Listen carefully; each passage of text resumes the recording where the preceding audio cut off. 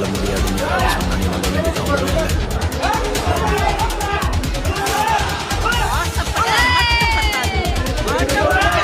அட, மாற்றுத்திறனாளி மாணவி எவ்வளவு வெயிட் தூக்கி அசத்தி இருக்காங்க.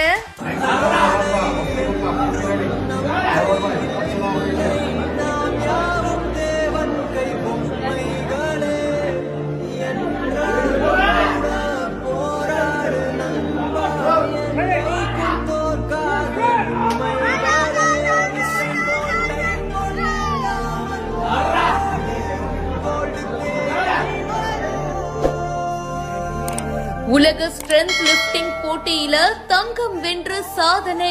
இப்போ இவங்க பண்ண வெயிட் எப்படின்னா, இவங்க ஸ்ட்ரென்த் லிஃப்டிங்கில் வந்து ஆக் லிஃப்ட் வந்து ஃபஸ்ட்டு போட்டதே ரெக்கார்ட்.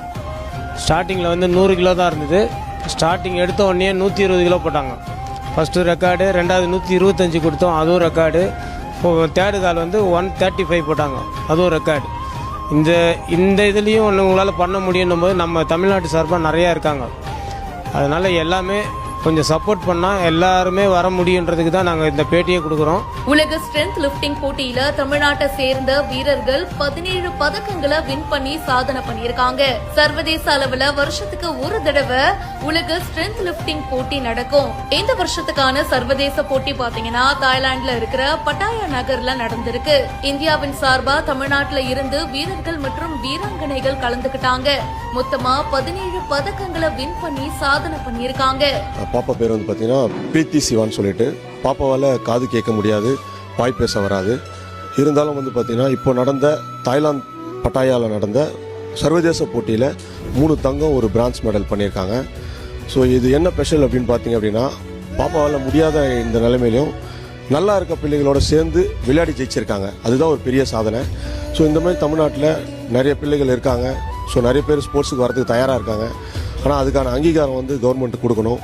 கொடுத்தாக்கா இந்த மாதிரி நிறைய பேர் வெளில வரதுக்கான வாய்ப்பு இருக்கு. இதுல தூத்துக்குடியை சேர்ந்த பிரீத்தி அப்படின்றவங்க பாத்தீங்கன்னா மாற்றுத்திறனாளி. இவங்களுக்கு வாய் பேச முடியாது, காதும் கேட்காது. இவங்க ஜூனியர் பிரிவுல தங்கமும் சீனியர் பிரிவுல வெண்கலமும் வின் பண்ணியிருக்காங்க.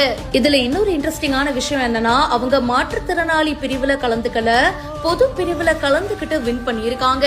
ஒவ்வொரு தடவையும் இந்த மாதிரி சர்வதேச போட்டிக்கு வரும்போது 1 லட்சத்துல இருந்து 2 லட்சம் வரைக்கும் செலவாகும். மத்த பிளேயர்ஸ் கூட அவங்களா வந்துடுவாங்க. ஆனா பிரீத்தியோட யாராச்சும் ஒருத்தவங்க கூட வரணும். அதனால கூடுதல் பணம் செலவாகும். நாங்க செலவு பண்ண பணத்தை ஊக்கத்தொகையா கொடுத்தா எங்களுக்கு ரொம்பவே ஹெல்ப்ஃபுல்லா இருக்கும் அப்படின்னு சொல்றாங்க. ஸ்ட்ரென்த் லிஃப்டிங் போட்டிக்கு அரசு அங்கீகாரம் கொடுத்து அவங்களும் ஹெல்ப் பண்ணாங்கன்னா ரொம்பவே நல்லா இருக்கும் அப்படின்னு